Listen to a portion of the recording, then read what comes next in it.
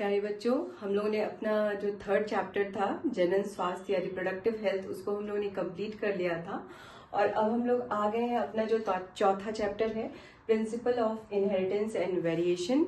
इस पे आ गए हैं बच्चों। ये बोर्ड के पॉइंट ऑफ व्यू से बहुत ही ज्यादा इम्पोर्टेंट है और काफी सरल कह सकते हैं। अगर आप उसको ध्यान से समझ लेंगे तो बहुत आसान भी है, आप इसको अच्छे से कर भी सकते हैं।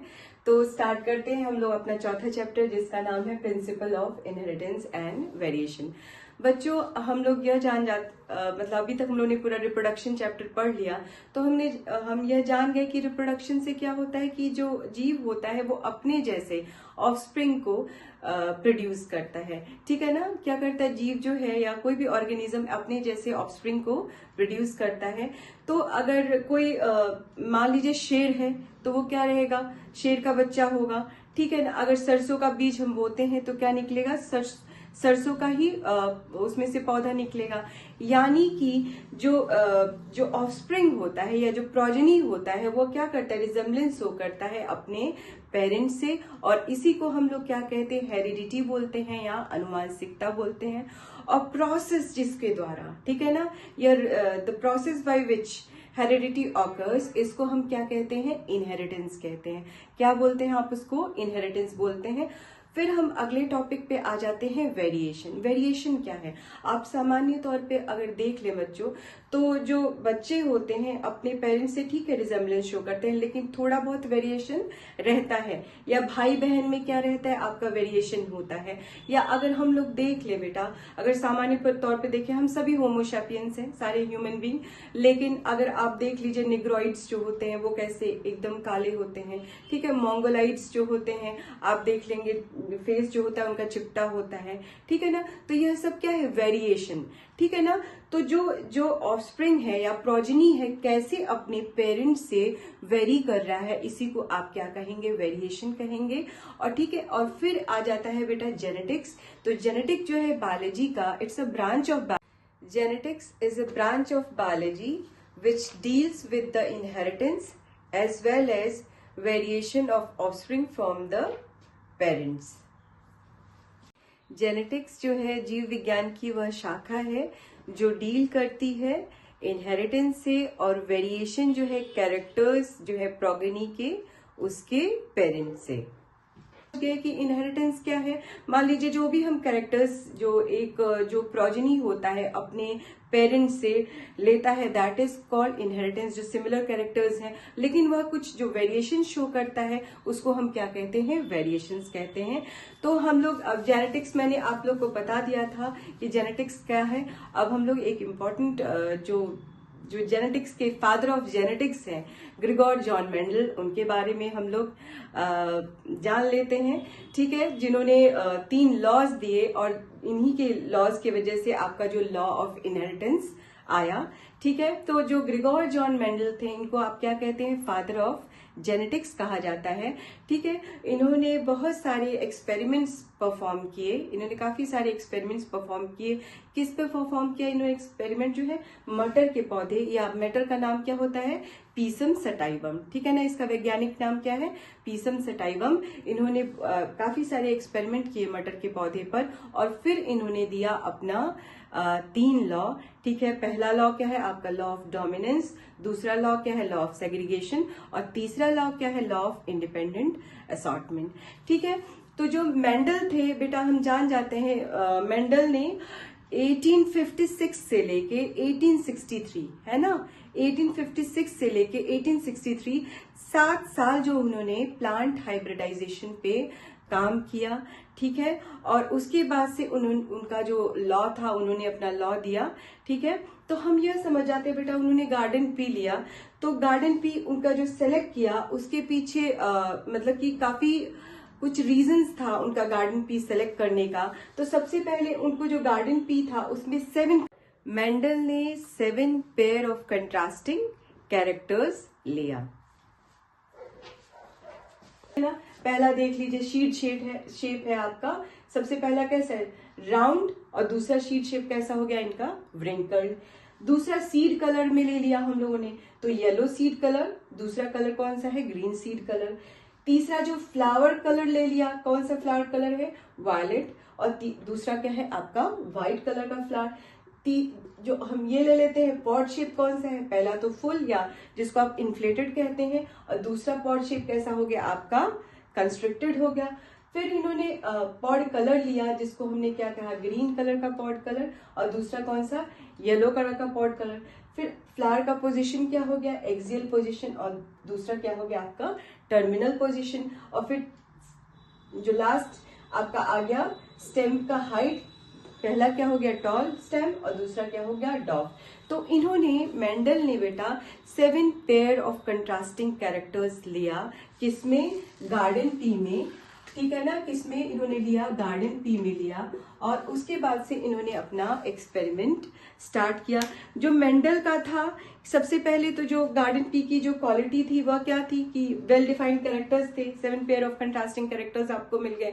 दूसरा बेटा यह क्या था कि यह जो है बाइसेक्सुअल फ्लावर था। बाइसेक्सुअल फ्लावर मतलब, बाइसेक्सुअल मतलब हर्माफ्रोडाइट। हर्माफ्रोडाइट मतलब जिसमें मेल और फीमेल पार्ट दोनों ही आ रहे हैं। फीमेल पार्ट क्या हो जाएगा आपका पिस्टल हो गया, ठीक है ना, मेल पार्ट क्या हो गया आपका स्टेमन हो गया, ठीक है। उसके बाद से आपका आ गया बेटा कि ये सेल्फ फर्टिलाइजेशन था, हो सकता था, और आसानी से यह हाइब्रिडाइजेशन के एक्सपेरिमेंट्स को कंडक्ट कर सकते थे, इसलिए इन्होंने क्या किया, गार्डन पी का सिलेक्शन किया। फिर हम लोग आ जाते हैं कि इन्होंने सबसे पहले प्योर लाइन, है ना, एक शब्द है कि प्योर लाइन ऑब्टेन किया। प्योर लाइन मतलब कि बार बार उन्होंने क्या किया, सेल्फ पॉलिनेशन किया या सेल्फ फर्टिलाइजेशन किया। तो जो टॉल प्लांट था, ठीक है ना, वो क्या बन गया आपका टीटी, है ना, क्या बना आपका टॉल, एकदम प्योर टॉल हो गया। और दूसरा जो डॉफ प्लांट था वो क्या हो गया, ये स्मॉल टीटी, और यह क्या हो गया आपका डॉफ प्लांट हो गया, ठीक है ना। इन्होंने प्योर लाइन ऑब्टेन किया by the means of self fertilisation, यानी शुद्ध इन्होंने ऑब्टेन किया by the means of self fertilisation. कुछ ईयर्स में इन्होंने प्राप्त किया और फिर उसके बाद से अपना एक्सपेरिमेंट स्टार्ट किया। फिर हम लोग आ जाते हैं बेटा कि क्रॉसिंग टेक्निक क्या थी इनकी, ठीक है ना। इन्होंने मान लीजिए इन्होंने मटर का फ्लावर लिया, ठीक है ना, उसमें जब एंथर मैच्योर होने वाला था, ठीक है ना, स्टेमन किससे बना है, एंथर प्लस फिलामेंट से, ठीक है ना। तो जब एंथर मैच्योर होने वाला था उसी समय इन्होंने क्या किया, एंथर को हटा दिया, ठीक है ना। और इस प्रक्रिया को क्या कहा गया, इमैस्कुलेशन। क्या कहा गया इस प्रक्रिया को, इमैस्कुलेशन। और जो स्टिग्मा था, है ना, स्टिग्मा स्टाइल ओवरी, यही तो है आपका पिस्टल। तो जो स्टिग्मा था उसको उन्होंने बैग से ढक दिया, ठीक है ना, क्या किया इन्होंने, बैग से उसको ढक दिया। और फिर जो डिजायर्ड उनको पॉलन ग्रेन चाहिए था उससे उन्होंने क्या किया, उसके ऊपर जो बैग था उसको हटाया और जब स्टिग्मा जो है रिसेप्टिव हो गया उसके ऊपर उन्होंने स्प्लिट कर दिया, ठीक है ना। और इस तरह से उन्होंने अपने एक्सपेरिमेंट्स को परफॉर्म किया, ठीक है। अब हम यह जान जाते हैं बेटा कि इन्होंने क्या किया। मान लीजिए यह टॉल प्लांट ले लेते हैं, टॉल और डॉफ प्लांट, ठीक है ना। तो एक बार में इन्होंने क्या किया, मान लीजिए टॉल फीमेल को टॉल ले लिया और मेल को क्या ले लिया आपका डॉफ ले लिया, एक्सपेरिमेंट करने के लिए, क्रॉस करने के लिए। या कभी इन्होंने क्या किया कि इसको एज अ फीमेल ले लिया, मेल ले लिया, और इसको एज अ फीमेल ले लिया। तो यह क्या हो जाएंगे आपके एक्सपेरिमेंट, इसको क्या कहेंगे, रेसिप्रोकल क्रॉसेस कहेंगे। और उसके बाद से उनका जो रिजल्ट ऑब्टेन हुआ। तो पहले हम लोग जान जाते हैं बेटा कि जो पहला जो उन्होंने प्लांट लिया, ठीक है ना, मान लीजिए पहला मेल फीमेल प्लांट जो उन्होंने लिया, ठीक है, मान लीजिए यह इनको इन्होंने क्या कहा, पेरेंट कहा, क्या बोला इन्होंने, पेरेंट कहा, P1 है ना। और दूसरा क्या हो गया आपका P2, यह मान लीजिए टॉल हो गया, और यह क्या हो गया आपका स्मॉल हो गया, ठीक है। इसके बीच में उन्होंने यह, इसको ले लेते हैं टॉल, और यह क्या हो गया डॉफ। इसके बीच में इन्होंने क्रॉस कराया, ठीक है। अब जो जनरेशन में मिला, बन के तैयार हुआ, यह क्या था, यह T। और यह क्या हो गया इनका F1 जनरेशन, जिसको इन्होंने क्या कहा, फर्स्ट फाइलियल जनरेशन। क्या बोला इन्होंने, फर्स्ट फाइलियल जनरेशन, ठीक है ना। क्या बोला इन्होंने, इसको फर्स्ट फाइलियल जनरेशन कहा, ठीक है, यह TT, ठीक है। अब इसका इन्होंने क्या कराया, सेल्फ फर्टिलाइजेशन कराया, ठीक है ना। क्या कराया इन्होंने, सेल्फ फर्टिलाइजेशन कराया, सेल्फ फर्टिलाइजेशन कराया। और उसके बाद से जो इनके पास जो बन के तैयार हुआ, इसको उन्होंने क्या कहा, F2 या सेकेंड फाइलियल जनरेशन। क्या बोला इन्होंने, सेकेंड फाइलियल जनरेशन। तो इसमें आप देख लीजिए जो इनका 75% था वो कौन सा था, डोमिनेंट वाला था, यह वाला था, टॉल था, है ना। और 25% क्या बन के तैयार हुआ, डॉफ। क्या बन के तैयार हुआ, 25% या क्या बन के तैयार हुआ, डॉफ। या आप इसको रेशियो ले लेते हैं तो 3:1। क्या रेशियो हो जाएगा आपका, 3:1, ठीक है। तो यह इनके पास तैयार हुआ, ठीक है। अब हम लोग जान जाते हैं बेटा कि डोमिनेंट क्या होता है और रेसेसिव क्या होता है, ठीक है। तो इन्होंने जब मेंडल एक्सपेरिमेंट परफॉर्म कर रहे थे तो F1 जनरेशन में उन्होंने देखा कि इन्होंने मान लीजिए पेरेंट जनरेशन लिया, इन्होंने टॉल प्लांट लिया, यहाँ पे क्या लिया, डॉफ प्लांट लिया, दोनों का क्रॉस कराया, क्या बना, यह जो प्लांट आया वह क्या बना, टॉल। यानी कि जो F1 जनरेशन में जो ट्रेट उभर के आया वह क्या था आपका, टॉल था, है ना। F1 जनरेशन जो उभर के आया वह क्या था आपका, टॉल था, ठीक है। और इस कैरेक्टर को, इस ट्रेट को इन्होंने क्या कहा, डोमिनेंट कहा। क्या बोला इन्होंने, डोमिनेंट कहा। और जो ट्रेट क्या हो गया, छुपा रह गया, लेकिन जब सेल्फ फर्टिलाइजेशन या सेल्फ पॉलिनेशन कराया गया तो उभर के आया। जैसे टॉल कितना, टॉल कितना हुआ 3 और जो डॉफ कितना हो गया 1। तो यह जो है बेटा जो ट्रेट छुपा हुआ था, यानी जो डॉफ था वो छुपा हुआ था, उसको इन्होंने क्या कहा, रेसेसिव ट्रेट। क्या कहा इन्होंने, रेसेसिव ट्रेट। अब फिर हम लोग समझ जाते हैं बेटा जो भी इनका जो रिजल्ट आया, मेंडल जी का एक्सपेरिमेंट का रिजल्ट आया, उन्होंने जो है एक पेपर जो था जिसका नाम था एक्सपेरिमेंट इन प्लांट हाइब्रिडाइजेशन, और जो ब्रूम नेचुरल हिस्ट्री सोसाइटी की जो प्रोसीडिंग थी उसमें किसमें, 1866 में इनका पेपर यह पब्लिश हुआ, ठीक है ना। तो अब हम लोग जान जाते हैं बेटा कि जो F1 जनरेशन में जो ट्रेट अपीयर हुआ उसको उन्होंने क्या कहा, डोमिनेंट। जो छुपा रह गया और F2 जनरेशन में उभर के आया, ठीक है ना, उसको इन्होंने क्या कहा, रेसेसिव, ठीक है। अब हम लोग आ जाते हैं बच्चों की कुछ जो सिंबल्स हैं, ठीक है ना।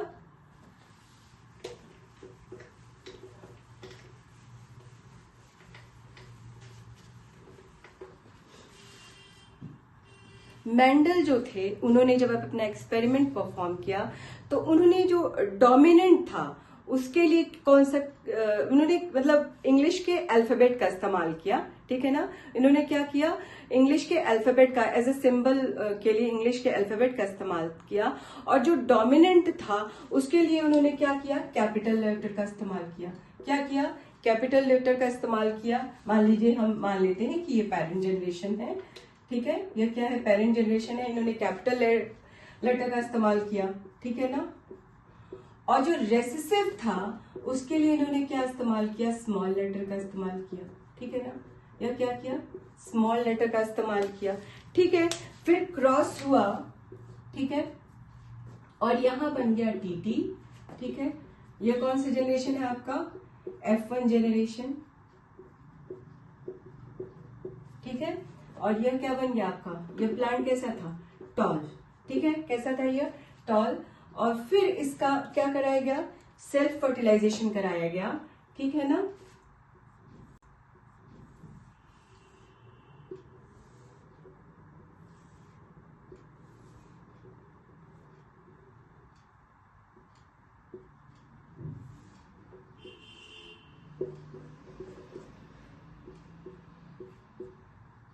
टीटी, यह क्या हो गया, टॉल। यह क्या हो गया, टीटी, यह भी क्या हो गया, टॉल। फिर यह क्या हो गया, टीटी, यह भी क्या हो गया, टॉल।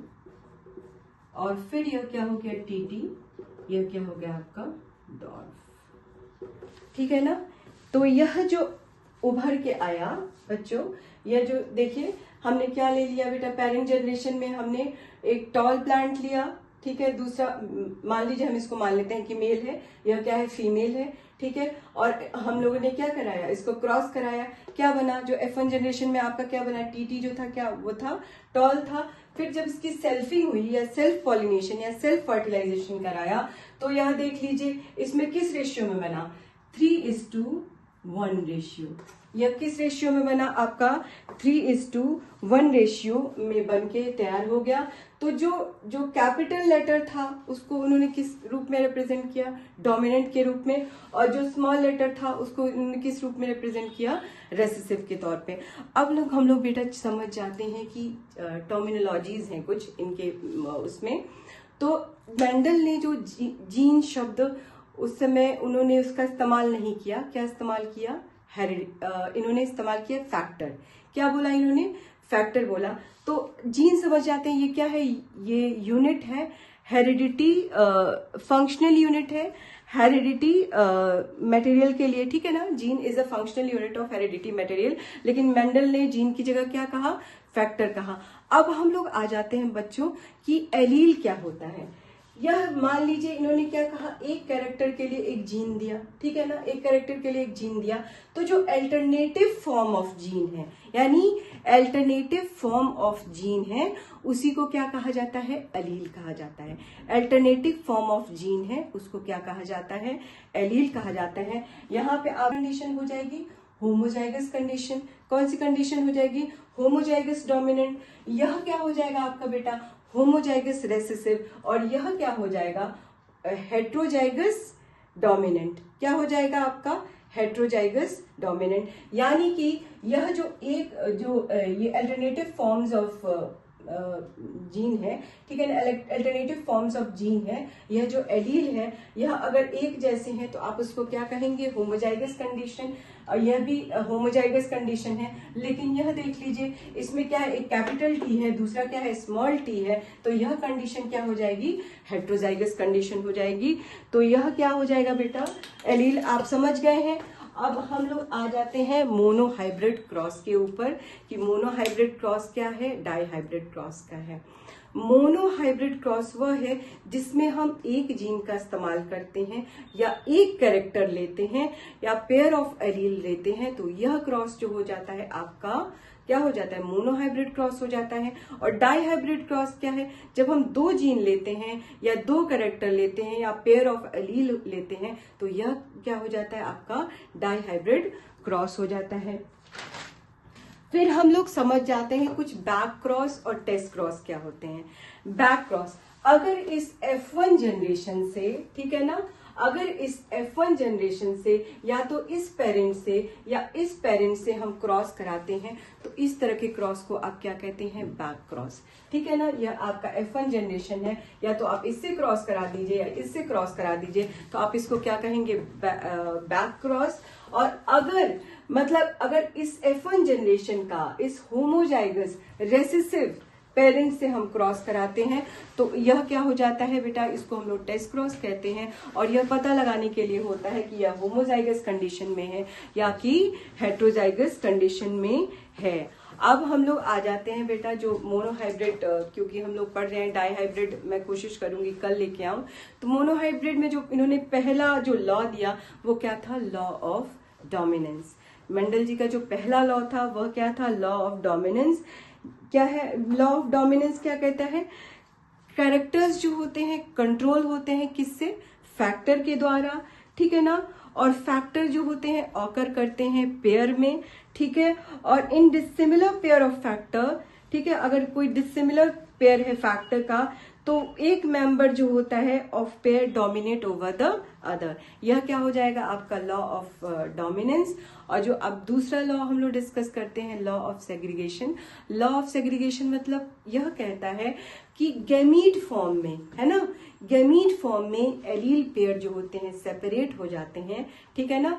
गैमीट फॉर्मेशन में एलील पेयर जो होते हैं सेपरेट हो जाते हैं और पेयर कंडीशन जो होती है रिस्टोर हो जाती है जाइगोट के फॉर्मेशन में। और आप लॉ ऑफ सेग्रीगेशन को क्या कहते हैं, law of purity of gametes भी कहते हैं। बच्चों आई होप कि आप लोगों ने यहाँ तक समझ लिया था होगा। और अब मैं चाहूंगी कि हम लोग नेक्स्ट चैप्टर में, क्योंकि नेक्स्ट जो मेरा वीडियो आए है ना, उसमें हम डाई हाइब्रिड क्रॉस डिस्कस करें। Thank you.